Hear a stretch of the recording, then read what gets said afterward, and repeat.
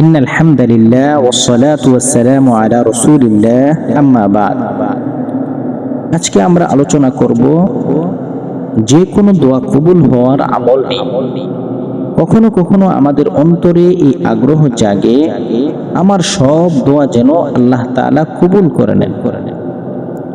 তো সেই বিষয়ে মাজমাউজ জাওয়ায়েদ ও জামিউস সগীর কিতাবে সে আমলের কথা উল্লেখ করা হয়েছে। এক বর্ণনা আছে, যে ব্যক্তি সে আমলটি করবে, দুনিয়াতে যত ঈমানদার নারী পুরুষ আছে তাদের সংখ্যা সমপরিমাণ সওয়াব আল্লাহ তাকে দান করবেন। সুবহানাল্লাহ, কত মহা পুরস্কার!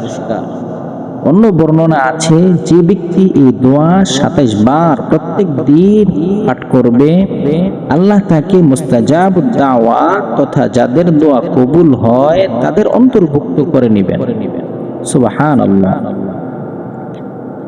সেই দোয়াটি হযরত উবাদা ইবনে সামিত রাদিয়াল্লাহু তাআলা আনহু বর্ণনা করেন, আল্লাহুম্মা গফিরলি ওয়া লিল মুমিনিনা ওয়াল মুমিনাত ওয়াল মুসলিমিনা ওয়াল মুসলিমাত। আবারও বলছি, আল্লাহুম্মা গফিরলি ওয়া লিল মুমিনিনা ওয়াল মুমিনাত ওয়াল মুসলিমিনা ওয়াল মুসলিমাত। আল্লাহ তাআলা আমাদের সকলকে এই আমলটি করার তৌফিক দান করুক। ওয়া মা আলাইনা ইল্লাল বালাগ। আসসালামু আলাইকুম ওয়া রাহমাতুল্লাহ।